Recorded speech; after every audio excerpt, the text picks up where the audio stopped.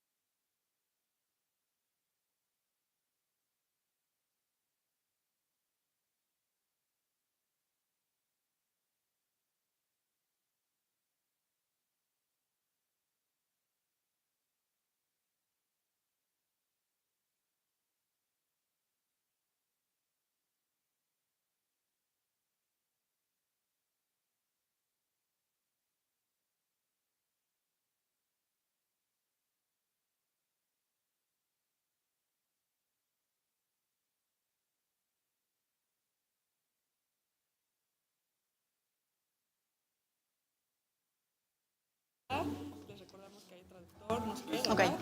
Segunda llamada, les recordamos que tenemos traducción simultánea. Si desean obtener el equipo, está en la entrada, en la recepción. Bienvenidos.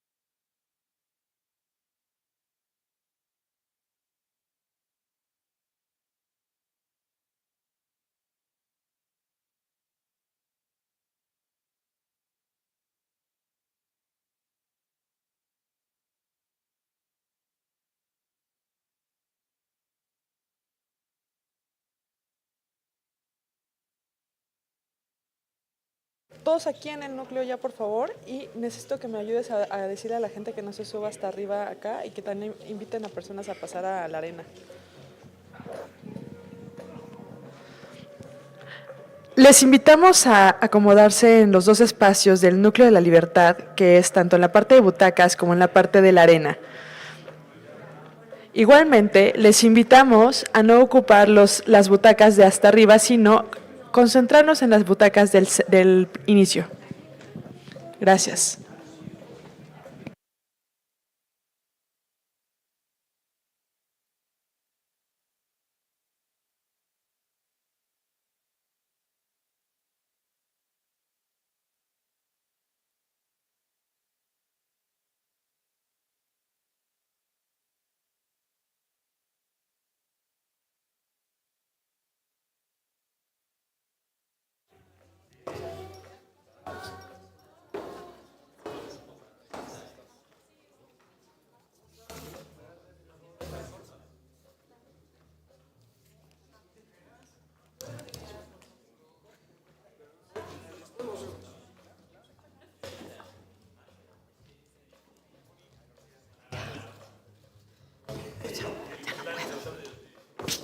No puedo, por eso.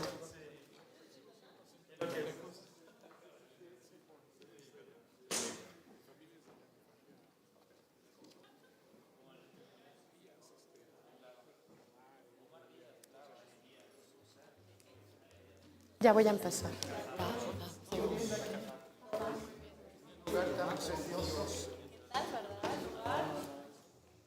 Bueno, tercera llamada, comenzamos.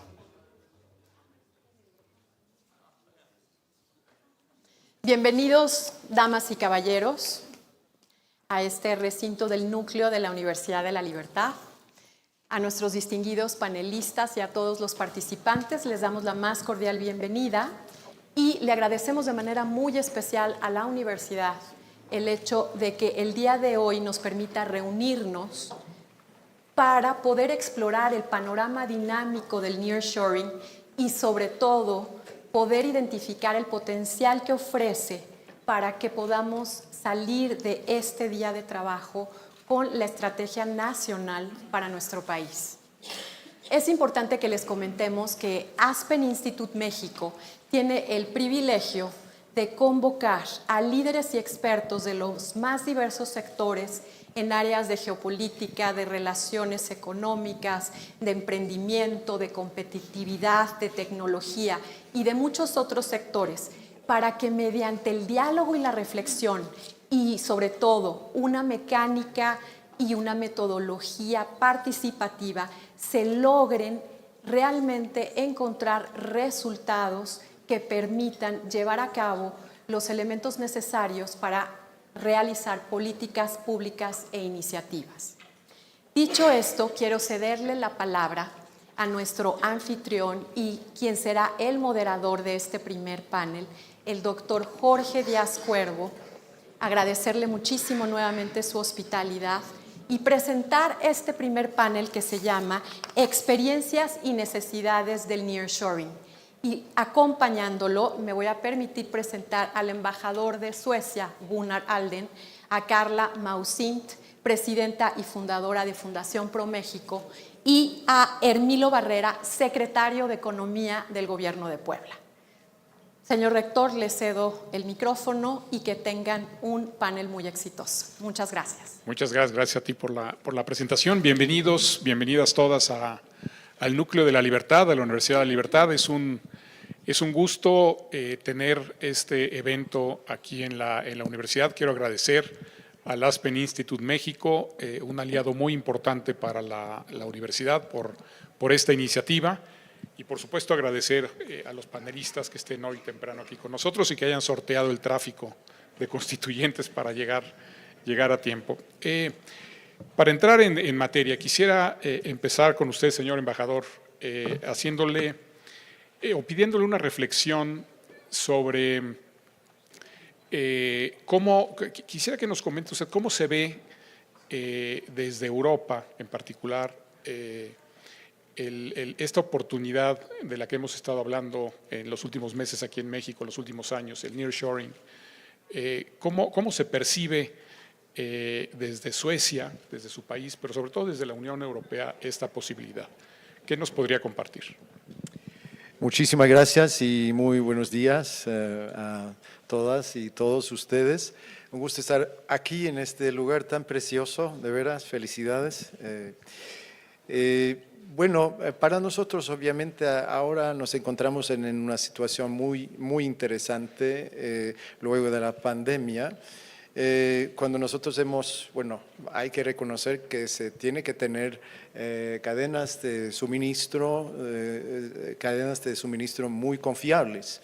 Y eso es un aspecto que afecta a nosotros como un país como Suecia, donde nosotros es un país dependiente de la exportación y entonces las empresas suecas de exportación son muy importantes, entonces están mirando a la situación y no se trata solamente de lo que ha pasado luego de la pandemia, también tenemos obviamente tensión internacional de diferentes tipos. Hemos visto ayer, por ejemplo, un paso importante en las comunicaciones entre China y los Estados Unidos, pero es un hecho que hemos visto tensión durante los últimos años.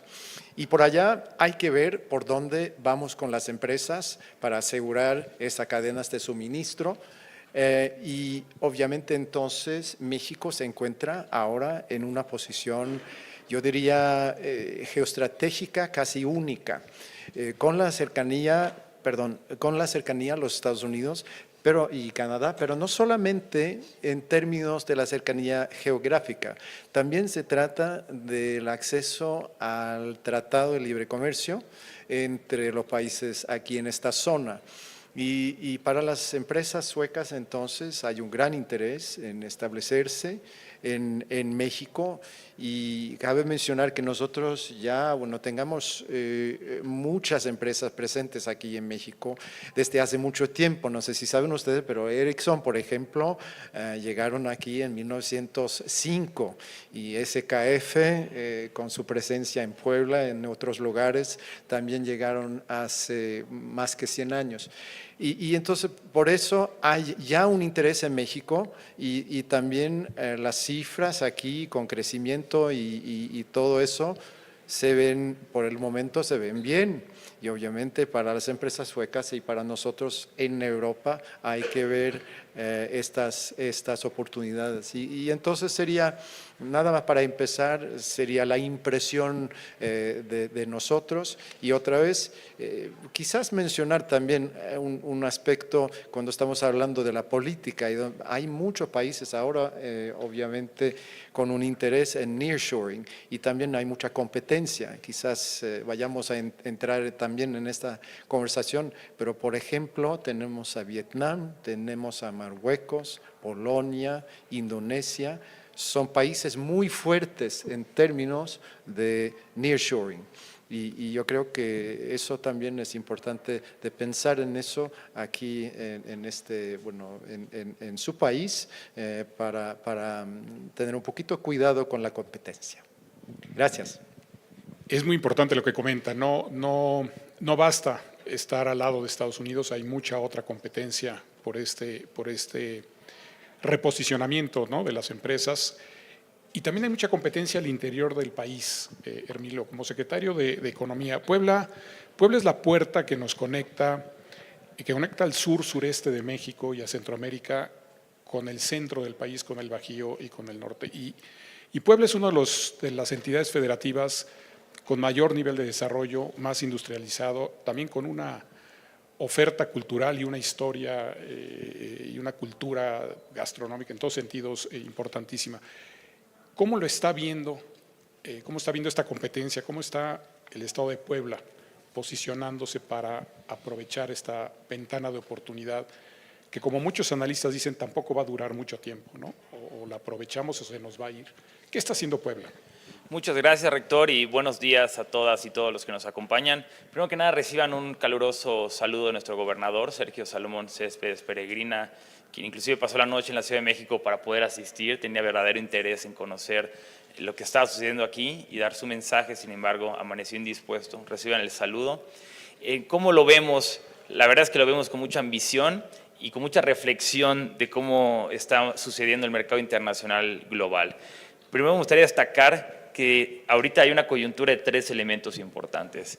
Está este elemento de nearshoring, que igual hay mucha discusión entre el nearshoring, friendshoring, allyshoring, todos estos conceptos que seguramente iremos platicando a lo largo de la conversación.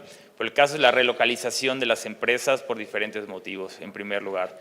Segundo, estamos viendo un momento de la industrialización 4.0 que no podemos obviar. La industrialización 4.0 está cambiando todas las dinámicas económicas dentro de los países y todas las dinámicas económicas entre la sociedad y la industria, y cambiando todos los procesos industriales. Nosotros, como un Estado con cierto nivel de industrialización y presencia de estas empresas, también tenemos que entender el entorno global a favor de las industrias del futuro, industria 4.0, como se le quiera llamar, pero que esto está sucediendo, en segundo lugar. Y en tercer lugar, hay un tercer elemento igual muy importante en esta coyuntura internacional, que es la transición energética y la electrificación de las economías. Entonces, ese es un tercer elemento que hay que reflexionar, porque ya toda inversión que se establezca nos pide talento humano, nos pide tierra, nos pide gas, pero indiscutiblemente nos pide que los acompañemos a cumplir sus objetivos de descarbonización industrial y de transición energética. Entonces, son 3 elementos que es lo que nos permite a nosotros salir adelante como Estado y decir, estamos listos. Puebla tiene una ubicación estratégica que lo iremos platicando a lo largo de la conversación. México está aprovechando este momento de nearshoring. Adicionalmente, la industrialización 4.0 puede suceder en Puebla como un espacio donde hay mucho desarrollo tecnológico, innovación, emprendimiento, y además es un lugar donde están establecidas ya las industrias que van a poder transitar hasta este proceso de digitalización industrial, por así llamarle.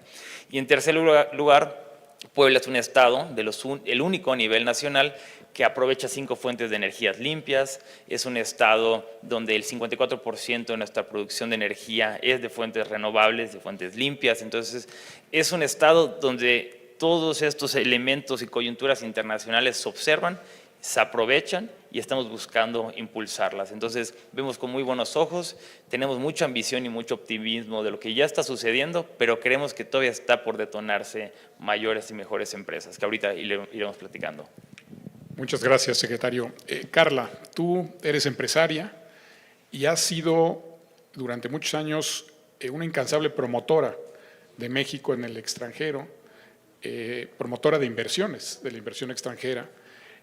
¿Cómo están viendo las mujeres empresarias, los empresarios, esta posibilidad? ¿Se están preparando? ¿Están a la espera de que nuestro gobierno tome la iniciativa?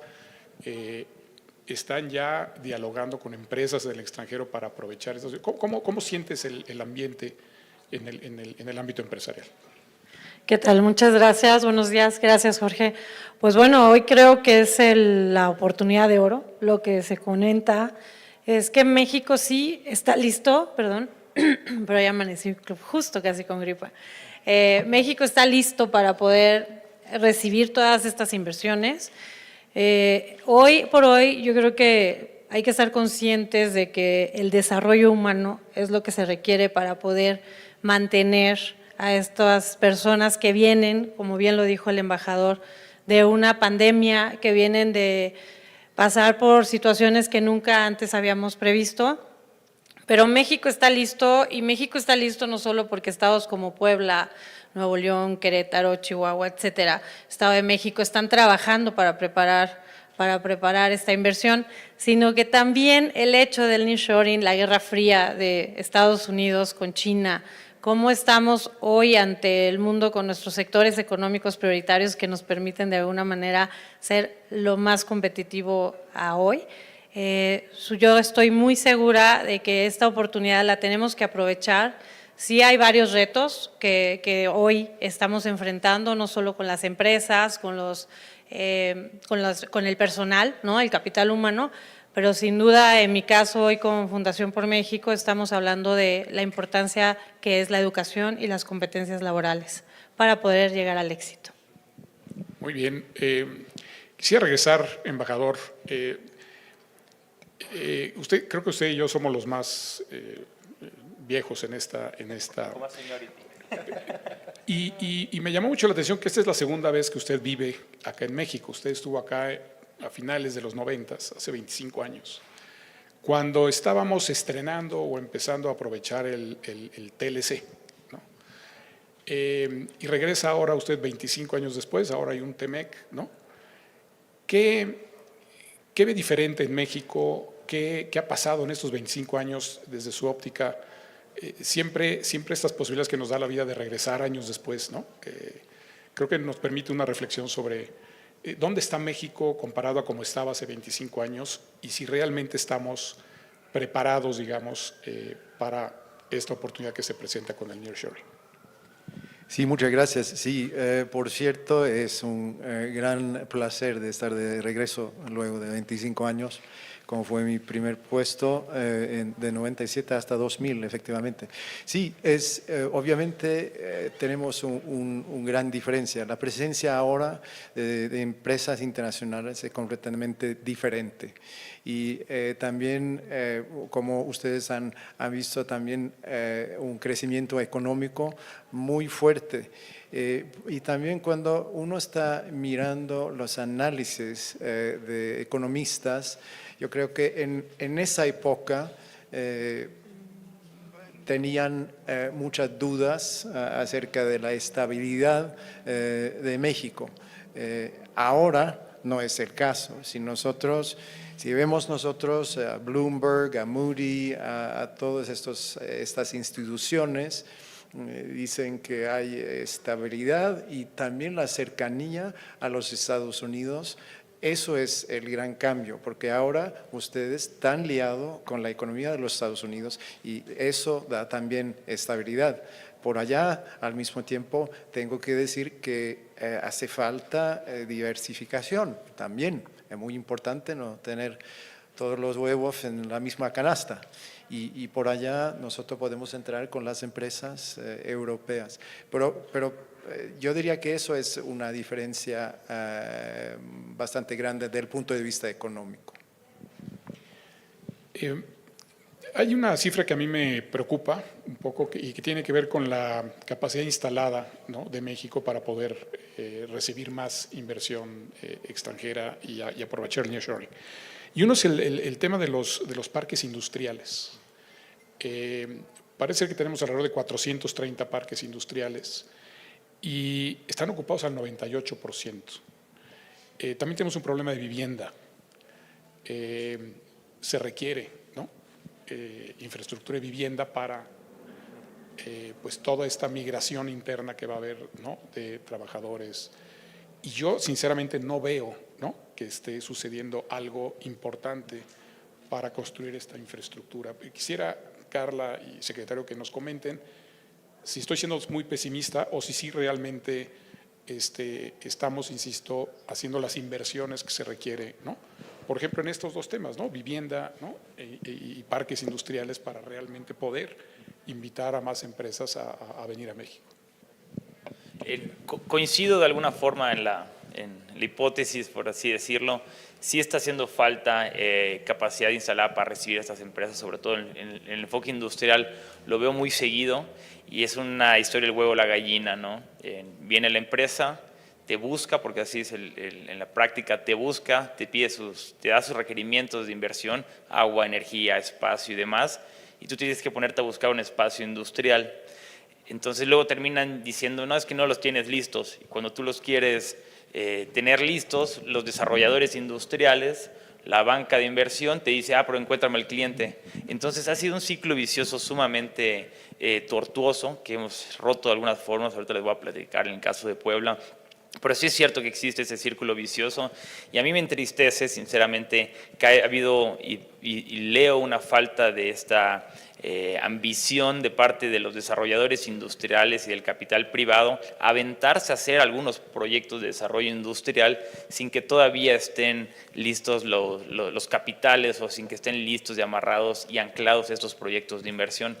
Hay mucho desarrollador industrial que ha sido pues audaz, y en el norte han empezado a desarrollar los parques industriales, y cuando no están ni siquiera un 50% listos estos parques, ya los lograron acomodar. Esto debe estar sucediendo. Entonces, igual aprovechar el espacio para invitarlos a ambicionar en estos espacios. Desarrollar los parques industriales ya no debe de ser una misión y una encomienda pública, ni debe ser de los gobiernos estatales. Sí, nosotros generaríamos condiciones para que se establezcan, ayudar en la gobernanza, ayudar a que los municipios establezcan lineamientos y reglamentos claros para el uso de suelo, las licencias de obras, que no se quieran pasar de listos. Nosotros ayudar con la infraestructura aledaña, el tendido de caminos, puentes, carreteras, fortalecer nuestros puertos, aeropuertos. Eso nos corresponde a nosotros.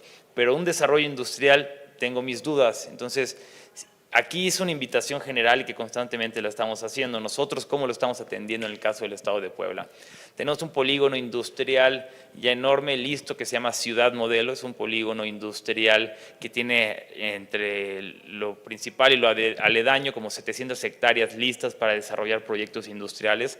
Aquí ya tiene vivienda, tiene 2 desarrollos de vivienda, tiene espacios listos para más desarrollo de vivienda, tiene 3 centros educativos, hospitales, plaza comercial, 2 parques. Entonces, todo esto lo estamos dejando listos y ahora es buscar a quienes se atrevan a empezar a desarrollar proyectos industriales en esos espacios. Entonces, de nuevo, nosotros generamos las condiciones, ponemos el espacio listo, el uso de la tierra listo, y ahora invitar a que el desarrollo industrial venga por parte del capital privado.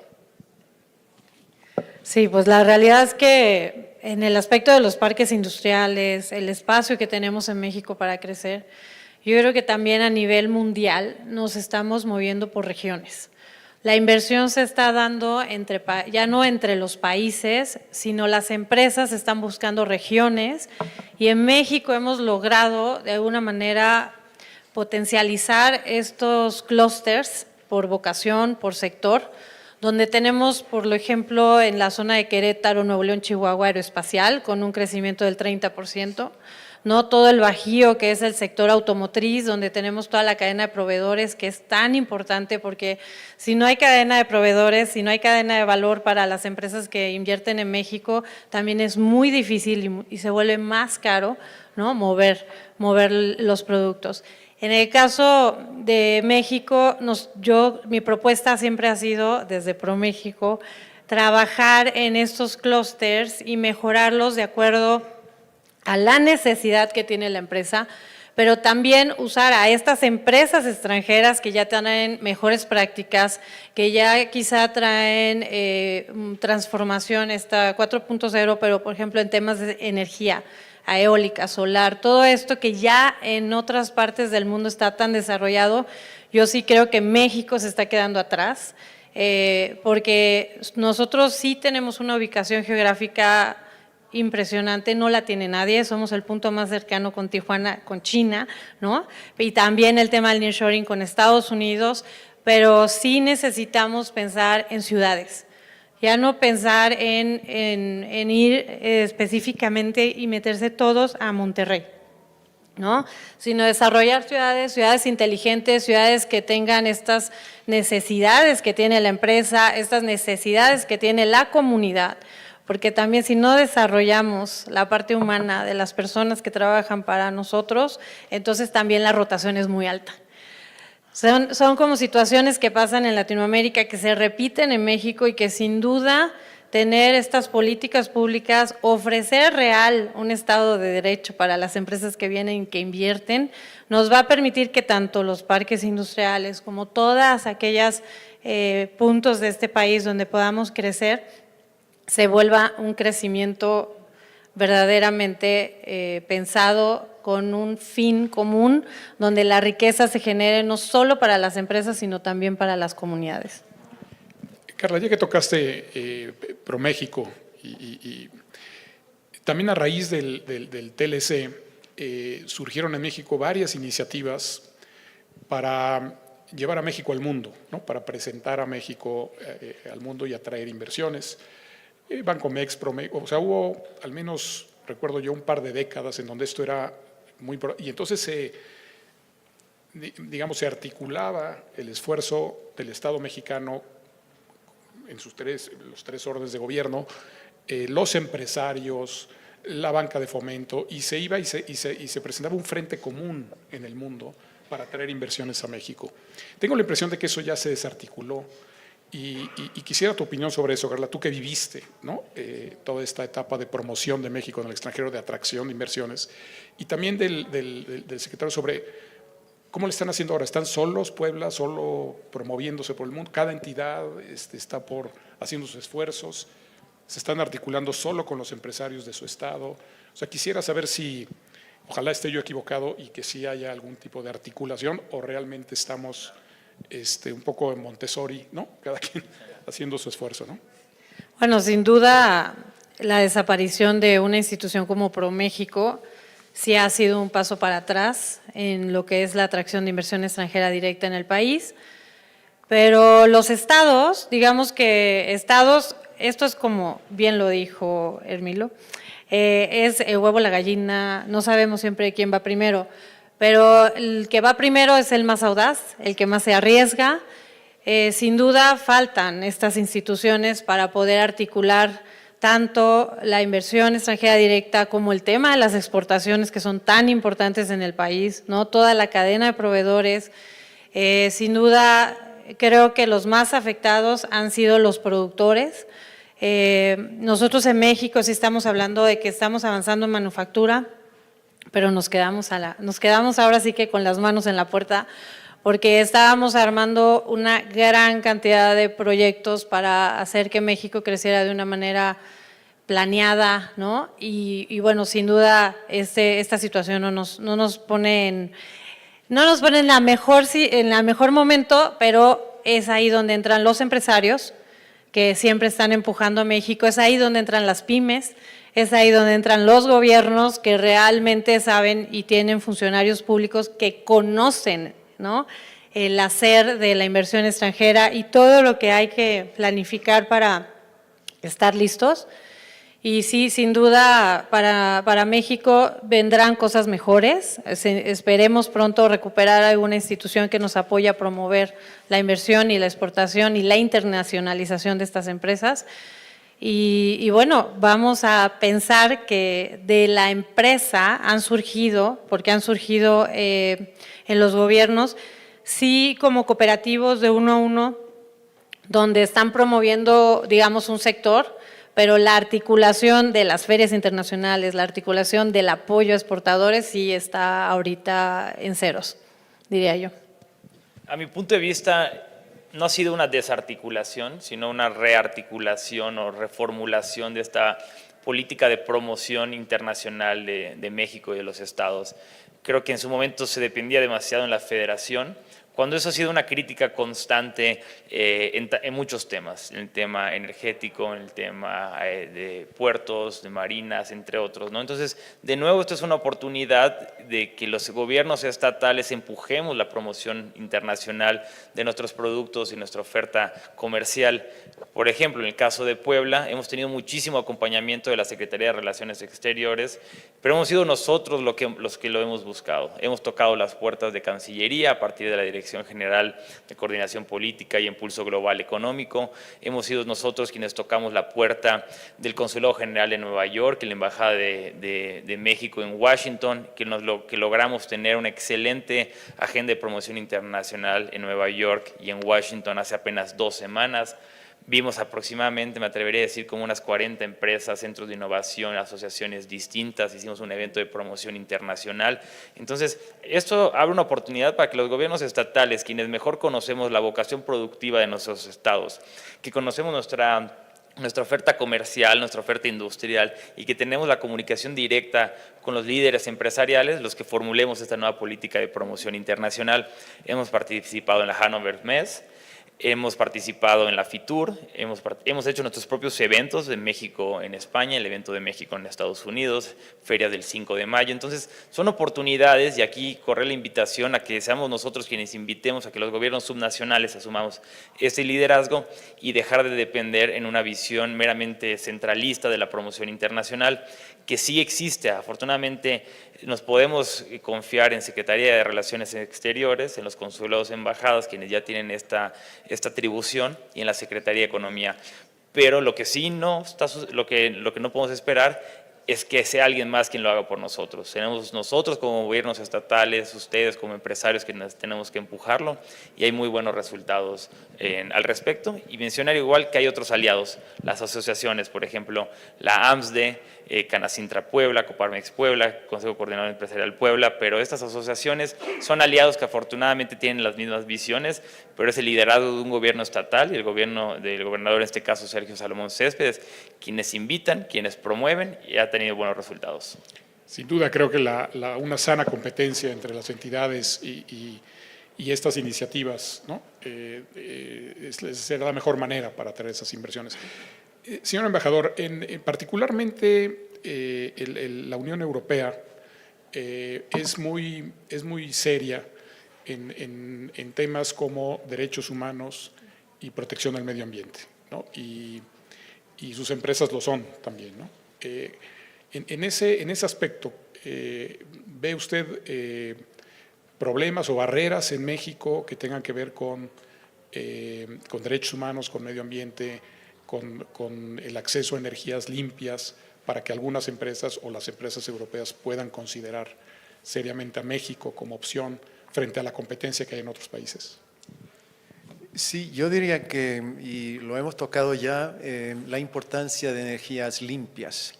Y es exactamente como usted está mencionando, para las empresas suecas, pero muchas empresas en Europa, lo tienen en sus políticas, o sea, lo tienen en sus estrategias y estos compromisos son muy fuertes y por eso eso es algo y lo estamos platicando con nuestros colegas aquí en México siempre, pero hay que decir, y eso es un punto muy importante, lo de los diferentes estados, porque están haciendo mucho en diferentes estados sobre este punto también.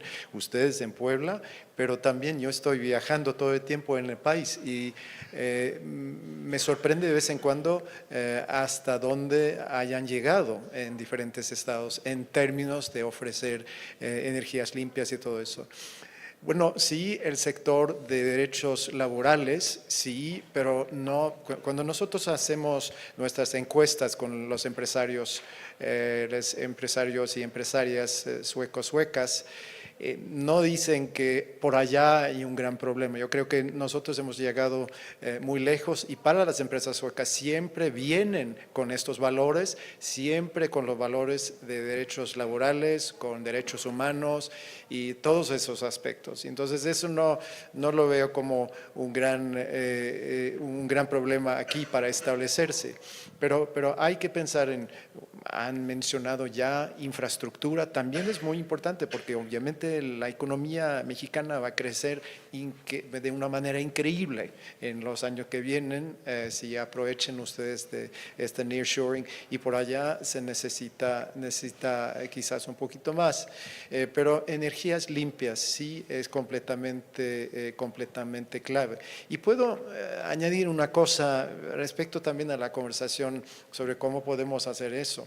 En Suecia nosotros hemos trabajado mucho con este triple hélice, ¿no? Donde estamos gobierno, empresarios y academia. Y eso yo creo que es lo que se necesita también para poder llevar a cabo este desarrollo donde tiene más energías limpias, pero también en términos de talento, porque eso es también algo que se habla mucho. Aquí ustedes ya tienen un talento increíble, mano de obra de calidad excelente, pero con esta demanda obviamente se necesita más ingenieros, se necesita más ingenieras y por allá con este triple hélice de tener la cooperación entre Estado, empresarios y academia se puede también desarrollar programas para tener más capacidad en el mercado de labor. Yo creo que por allá es una sugerencia donde se pueda andar. Muchas gracias, embajador. Voy a hacer una última pregunta para pasar a recibir algunas preguntas del público. Uno de los fenómenos asociados a estos procesos de crecimiento y de relocalización de empresas y de inversión extranjera es el de la migración. La migración, la intramigración dentro del propio país y la migración, digamos, de trabajadores de mano de obra, de talento de otros países. Y como que nunca hablamos de eso, ¿no? Nunca hablamos de la parte positiva de esta migración y que va a suceder o está ya sucediendo, ¿no? Y lamentablemente cuando hablamos de migración, que siempre se habla en términos negativos, ¿no? O como un problema. La Unión Europea ha estado viviendo procesos importantes de migración y de relocalización de mano de obra por toda su región. Aquí en México lo estamos viviendo, lo vamos a vivir más. Yo quisiera alguna reflexión de los tres sobre cómo debemos abordar esta necesidad de talento y de mano de obra y en consecuencia este fenómeno de migración y tiene aspectos culturales, tiene aspectos de logística, de infraestructura para, ¿no?, relocalizar a esa mano de obra, aspectos hasta de tolerancia y de aceptación, ¿no?, de la migración y no rechazo, ¿no?, a los migrantes. Me gustaría una reflexión porque creo que es algo de lo que hay que hablar. No solo son parques industriales, no solo son carreteras, no solo son inversiones y plantas y demás, también es seres humanos, ¿no?, que se tienen que mover de un lugar a otro, con todo lo que implica culturas, ¿no?, formas de vivir, de pensar, etcétera, ¿no? Secretario. Gracias, muy buena pregunta y lo hilaría un poco a lo que menciona el embajador, que recae mucho en el tema del talento y los espacios triple hélice. Ahorita las empresas que se están estableciendo no buscan talento humano digamos que sea de troncos comunes o de grandes conocimientos, sino busca que tengan ciertas certificaciones, ciertas competencias, habilidades muy específicas. Ahorita estamos requiriendo más técnicos superiores universitarios que nunca y no vemos que le estemos apostando, la academia no le está apostando a este tipo de certificaciones, y eso es una crítica pues, para toda la academia en general, y es una crítica igual a las políticas de planeación a futuro que hemos venido desarrollando.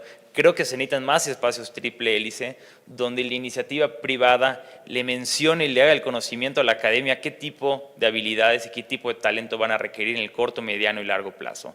Empezar a manifestar qué tipo de ingenieros, qué tipo de técnicos, todos estos, este valor lo tiene que conocer la academia propiamente por parte de la iniciativa privada.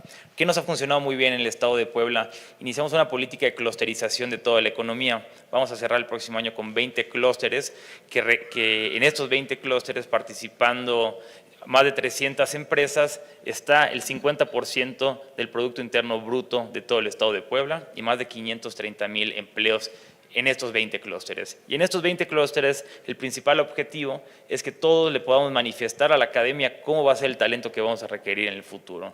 Y de tal forma, ya sabiendo el talento que se requiere, ya es más pragmática y práctica el desarrollo de los programas de estudio y toda la visión que tiene la academia, y ya podemos empezar a generar talento que no requiera ni 4 ni 5 años de formación y que requiere invertir mucho para la formación de esto mismo, sino que se puedan capacitar y certificar en 2 años. Esto nos permitiría que la juventud deje de emigrar con tanta facilidad.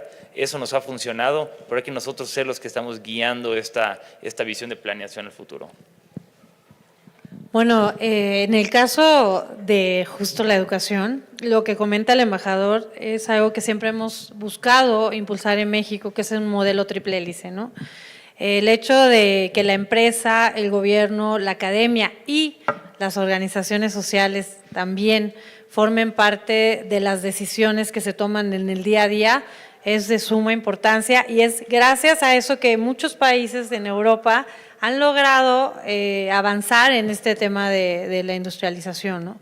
Ahora, ¿qué creo que está pasando en México? En México venimos de pandemia, vamos a tener jóvenes que salieron de la prepa en pandemia, que no fueron a la escuela y que quizá no tengan los conocimientos que hoy están requiriendo las empresas. Nosotros en Fundación por México lo que hicimos fue diseñar justo un modelo gobierno, empresa, sociedad civil, donde lo que hacemos en el caso, por ejemplo, de los técnicos, nosotros trabajamos para llevar a cualquier rincón del país alfabetización primaria y secundaria, porque así lo exige la Secretaría del Trabajo, para que tanto empresas globales como nacionales puedan darle trabajo a las comunidades donde tienen presencia estas empresas. Pero también firmamos convenios con CONALEP, por ejemplo, que tiene 63 carreras en el país y que con ellos podemos darle la vocación de lo que requiere esa empresa. En más de 25 años que tengo ya trabajando en bajar inversión extranjera directa, no me voltees a ver así, no me saques cuentas, empecé a los 19, pero en más de 25 años que tengo bajando inversión extranjera directa, la mayoría de las empresas lo que hoy nos piden son técnicos, oficios, soldadores, plomeras, estas personas que sepan, por ejemplo, leer instrucciones, ¿no? Que sepan todos estos soft skills, ¿no? O estas situaciones que te permiten trabajar en equipo. O de alguna forma nos están pidiendo 2 años, 2 años y medio en academia, pero dirigida al sector. Entonces, ¿qué pasa en México? Pues deberíamos de tener clústeres de educación, que creo que es lo que está haciendo también la universidad, para poder darle la vocación a las personas que viven en esas ciudades para que puedan trabajar dentro de esas empresas, ¿no? Que tienen presencia en estas ciudades.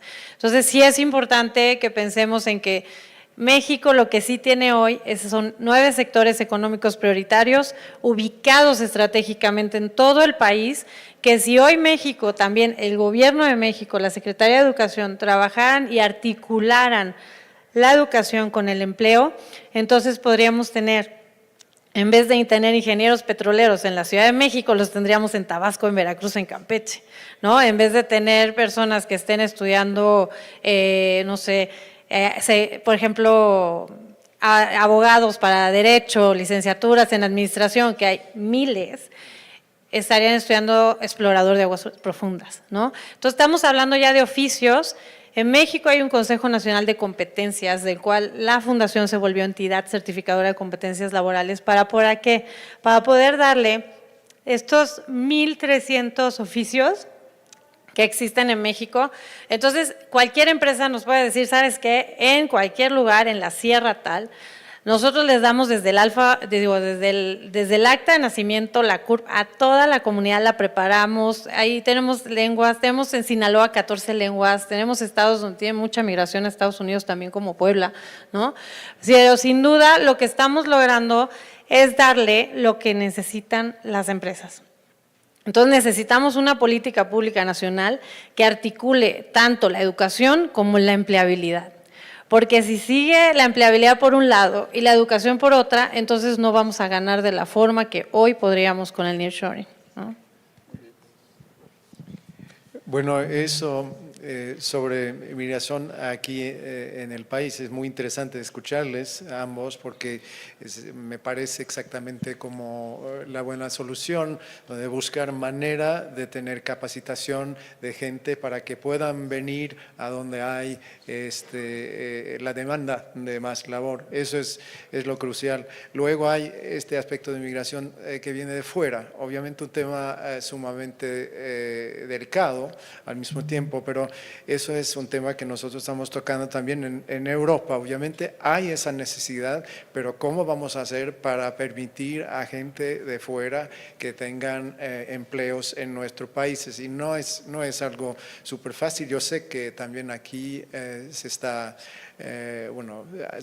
discutiendo exactamente este aspecto, cómo se podría hacer, quizás con permisos de unos meses o 6 meses o algo así, pero por allá nosotros tenemos también en Europa esa conversación y no es fácil, pero se necesite mover este asunto porque hay esta demanda bastante importante también en el sector laboral en Europa. Muchas gracias, embajador. Si están de acuerdo, abrimos la mesa para escuchar 3 preguntas de nuestro público. Les pediríamos que al hacer su pregunta nos digan nos den su nombre, de dónde nos visitan y a quién desean dirigirle su pregunta. Tomaríamos tres preguntas. Si nos da tiempo, abrimos otra ronda y si no, pues les pediría un último comentario a los panelistas. Adelante, por favor.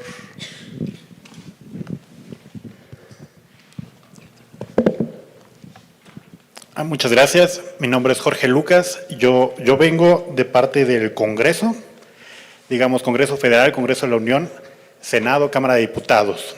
¿No? Yo me desempeño ahí como asesor legislativo y trabajamos varios temas de políticas públicas precisamente.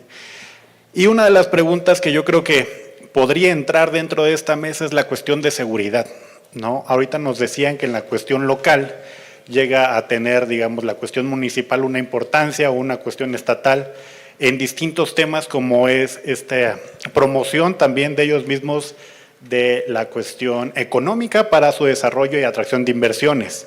Pero en la cuestión de seguridad también vemos que se han desarrollado políticas públicas que no han tenido, digamos, un desarrollo a corto plazo e incluso puede haber cuestiones en donde ya hay ciertas comunidades que están rebasadas en cuestión de gobierno, ¿no? Y traen un tema también muy particular.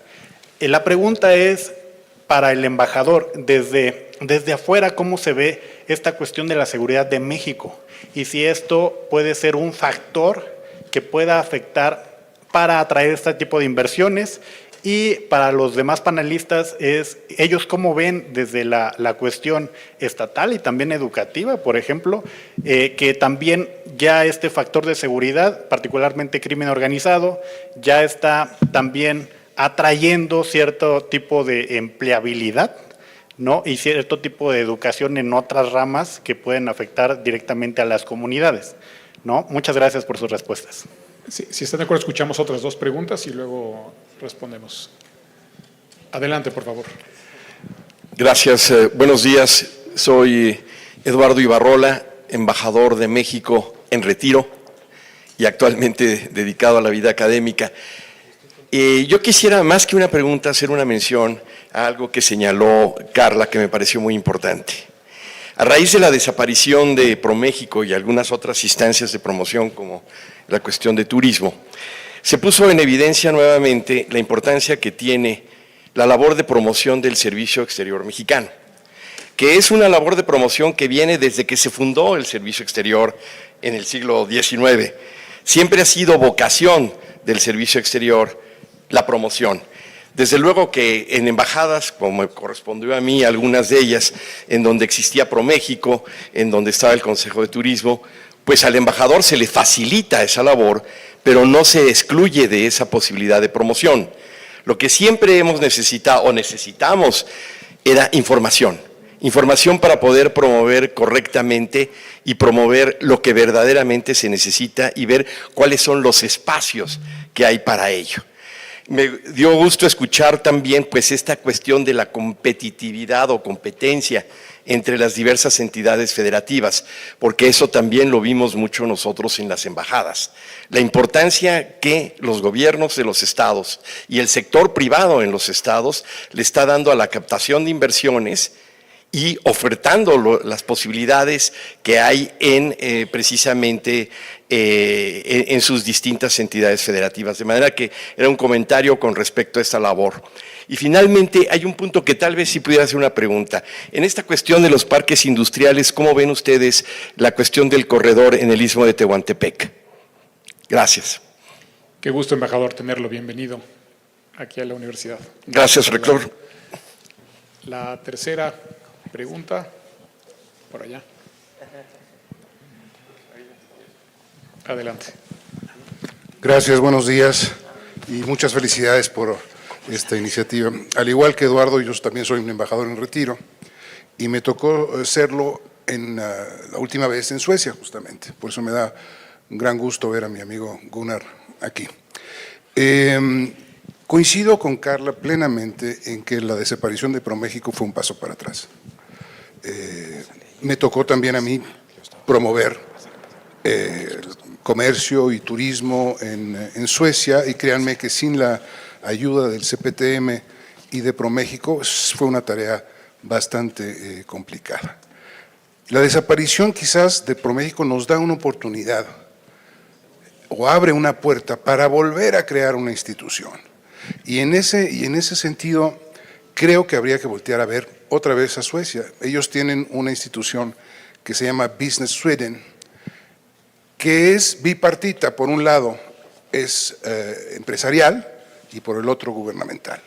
Y los dos cooperan con los mismos objetivos, que son, desde luego, atraer inversiones, pero también promoverlas hacia el exterior y promover el comercio con el mundo. Entonces, como se trata de hacer un programa nacional para el nearshoring, yo quisiera que pudieran considerar la posibilidad de sugerir la creación de un organismo de este estilo, que no solo sea responsabilidad de los gobiernos federales o estatales, sino que también tenga una participación muy, muy fuerte de la iniciativa privada. Gracias. Gracias, embajador. Les pediría en el orden que ustedes así lo decidan, respondan a las o a la pregunta que ustedes deseen y hagan un comentario final en virtud de que ya estamos sobre el tiempo. Bueno, pues primero las damas. Bueno, yo le voy a contestar a Jorge con respecto a la seguridad. Sin duda, cuando hablamos de seguridad o inseguridad en México, puede ser un punto donde las empresas, tanto globales e incluso las nacionales en temas de ampliación de inversión, tengan que pensarlo mejor. Pero estamos hablando que el mundo en sí está hoy envuelto en un caos, donde el hecho de esta polarización que hay a nivel mundial, no solo en México, sino a nivel mundial, el hecho de que nos haya cambiado la forma de pensar la pandemia, ¿no? Que es la primera pandemia que esta generación vivió. Entonces, no sé si lo han notado, pero incluso en el tema del capital humano, la gente ya no está buscando trabajar. ¿no? Están buscando como vivir la vida, están buscando como ganar dinero y después un mes vivir con el dinero que ganaron. Entonces, tenemos que transformar la forma en la que estamos educando hoy a las personas, a los niños, a los jóvenes, porque sin duda la inseguridad es resultado de la falta de educación. La inseguridad, no importa si ahora está de moda que si el narco está generando más empleos, ¿no?, que algunas industrias, pero la realidad es que todo es resultado de la falta de educación en un país como México, que necesariamente tiene que reforzar sus políticas públicas para poder generar a mediano plazo, también dejar de estar con el cortoplacismo, ¿no?, de hacer las cosas rápido. Se necesitan generar nuevas políticas educativas para poder ayudar a que salgan con trabajo. Esta parte de que necesito experiencia, pero acaban de salir de la escuela, lo único que hace es que los chavos y las chavas se nos vayan y quizá en el camino se encuentren con alguien que le ofrezca un trabajo que no sea necesariamente el que estábamos pensando como papás, ¿no? Entonces, sí es importante educación, educación y educación, pero totalmente articulada a la empleabilidad. Yo estoy pensando que jóvenes de 16, 17 años ya con un permiso de los papás para trabajar, empiecen a formarse en un modelo dual en las empresas y que puedan realmente empezar a generar desarrollo económico en sus regiones, en sus familias y por ende pues mejorar la calidad de vida. Gracias. Me voy a ir sobre algunas de las preguntas muy buenas y muy interesantes y saludo a los colegas embajadores. Me gustaría algún día tener esa experiencia en mi desarrollo profesional. Tema de seguridad, y me voy a poner un poquito controversial. A final de cuentas, lo que hemos vivido y la experiencia es que la seguridad para un inversionista extranjero directo no es un detrimento ni deja de invertir por unas cuestiones de seguridad. Lo que sucede es que terminan cuantificando los riesgos. Para ellos es una cuestión monetaria el tema de la inseguridad. Van a un estado y evalúan a varios estados y ven cómo es el tema de la inseguridad y qué tan más costosa y qué tan menos eficiente podría ser su operatividad en dicho estado. Y vemos estados que tienen altos crímenes de delincuencia y aún así siguen atrayendo inversiones extranjeras directas porque termina ganando el talento, termina ganando la posición estratégica, la infraestructura existente. Entonces hay que combatir definitivamente la inseguridad y eso tiene que ser en las primeras prioridades, como es en el caso del Estado de Puebla, que es la prioridad número 1, junto con educación. Pero al final de cuentas pensar que un inversionista extranjero directo va a cuantificar este riesgo, le va a poner un precio al costo de la inseguridad y va a tomar una decisión. Luego, entre los estados definitivamente lo que se requiere es una coordinación y una organización. Me dio mucho gusto que nos hayan citado la canciller Alicia Bárcena esta misma semana, el día lunes, porque sí se requiere una mejor organización entre los estados en nuestras campañas de promoción. Sucedió que a lo largo de 6 semanas consecutivas, más de 20 estados visitaron Japón. ¿Por qué no hacerlo en el marco de las mismas semanas, hacer misiones en conjunto y optimizar recursos y eficiencia? Entonces, todos los estados tenemos que asumir una responsabilidad, tenemos que invertir en la promoción, debe ser una de nuestras principales prioridades como Secretaría de Desarrollo Económico, pero tenemos que hacerlo de forma organizada, eso es una reflexión. El Istmo de Tehuantepec y todo el corredor transísmico se me hace el mejor proyecto que se tiene en esta administración, de tantos que podríamos aplaudir. El corredor transísmico es una verdadera maravilla, la gente está ávida y los inversionistas ya quieren ver cómo empezarle a sacar provecho. Hay que venderlo entre todos y hay que buscar cómo los gobiernos estatales nos empezamos a conectar al corredor transísmico. Esa es una tarea que tenemos en el gobierno del Estado de Puebla, porque somos la puerta al sureste y llegar y conectarnos al transísmico nos va a cambiar el mundo, porque ya podríamos acceder a ambos mercados con eficiencia y poder detonar todo el sur-sureste. Bueno, una precisión, la puerta del sureste es Veracruz. No coincido. Digo, siendo yo de Veracruz, no me quites la... Y bien, como reflexión final y agradeciendo el espacio, muy buena conversación, espero que haya nutrido esto y ahorita seguimos. Primero, el talento humano es donde tiene que estar la principal apuesta de los estados. Tiene que haber una planeación a largo plazo de cómo queremos nuestro talento y que sea acorde a la vocación productiva de cada uno de los estados. En el caso de Puebla hemos logrado captar muy buenas inversiones por nuestros centros de especialización de recursos humanos. Ya no son solo las universidades los que están jugando un rol. Tenemos un centro de capacitación de alto nivel que le da toda la mano de obra, la capacitación y el talento a Audi. Este centro que trabaja en formación dual junto con Audi, la gente que sale de ahí tiene más del 90% ya de empleabilidad frente a cualquier otro espacio. Un centro de innovación, emprendimiento y negocios, un centro de investigación en tecnologías avanzadas. Entonces, todos estos centros de desarrollo tecnológico, desarrollo de talento, pueden salir de la esfera de competencia de una universidad y ahí los gobiernos estatales, la iniciativa privada es donde le tiene que apostar, a tener un alto nivel de sofisticación en el talento. Trabajar en conjunto es indispensable entre gobiernos y con la iniciativa privada. La política de clusterización del Estado nos ha traído muy buenos resultados. El gobierno presente que encabeza el gobernador Sergio Salomón Céspedes se lo puso como principal objetivo y ya hemos demostrado que una clusterización de la economía genera muchas eficiencias, genera integración de la proveeduría local en conjunto con las grandes industrias y manufactureras, entre grandes beneficios como es la planeación a largo plazo, que este es mi último comentario. Tenemos que planear cómo queremos nuestros estados, cómo queremos nuestra economía y nuestros municipios a una visión de 20, 30, hasta 50 años. Este ordenamiento territorial tiene que ser lo que guíe el desarrollo industrial y el desarrollo económico y que esto permita nuevas inversiones. Si le damos mucha confianza y mucho orden a nuestros estados y a nuestras ciudades y así se lo reflejamos al inversionista, de verdad van a caer las inversiones de a montón. Les agradecemos la invitación, el gobernador Sergio Salomón Céspedes de nuevo les reitera el agradecimiento a todos y que conozcan el Estado de Puebla. Nos gusta trabajar en conjunto, nos gusta trabajar y hacer mancuerna con la iniciativa privada y la academia y que esto nos sirva para mejorar nuestro país. Bueno, muchas gracias por las preguntas. Primero que nada, quisiera reconocer a los embajadores y sobre todo a Francisco, mi querido Francisco, y todo tu trabajo para las relaciones bilaterales entre nuestros países. Y también gracias por mencionar a Business Sweden, nuestros queridos colegas aquí en México tienen una oficina, entonces eso es que busquen ustedes contacto con ellos también respecto a inversiones en Suecia, exportación hacia Suecia, de Suecia hacia México. La pregunta sobre seguridad.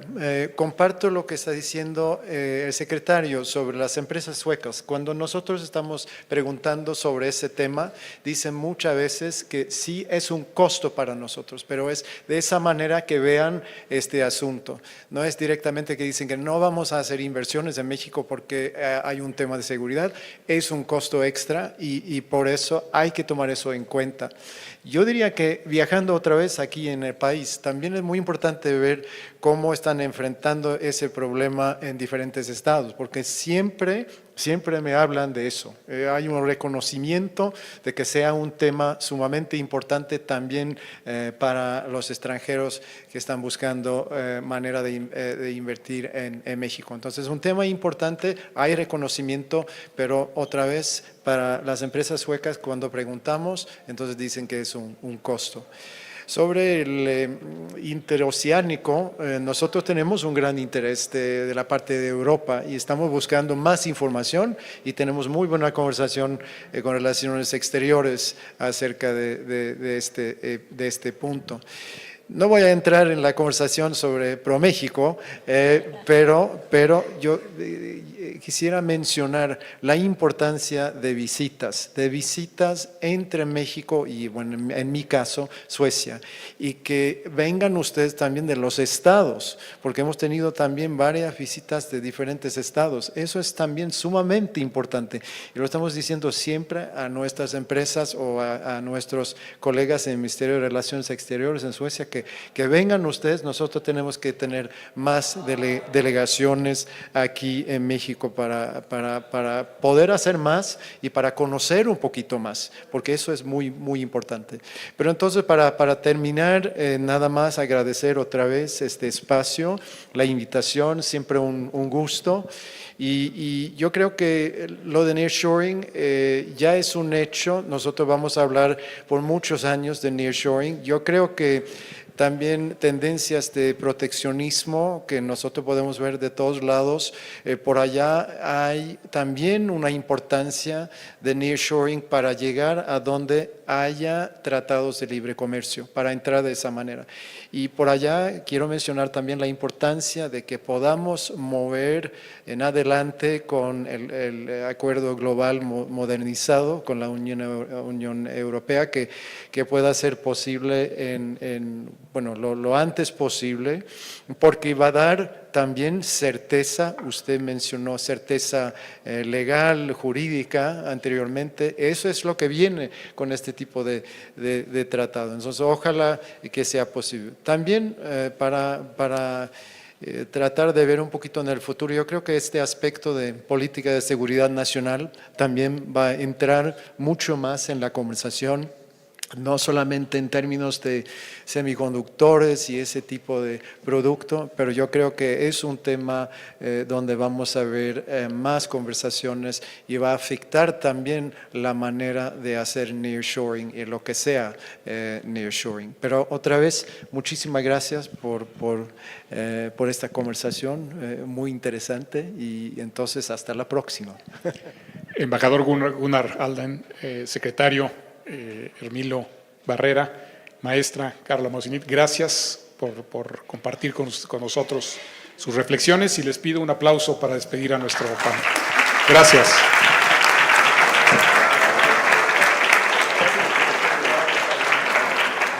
Por favor. Muchísimas gracias.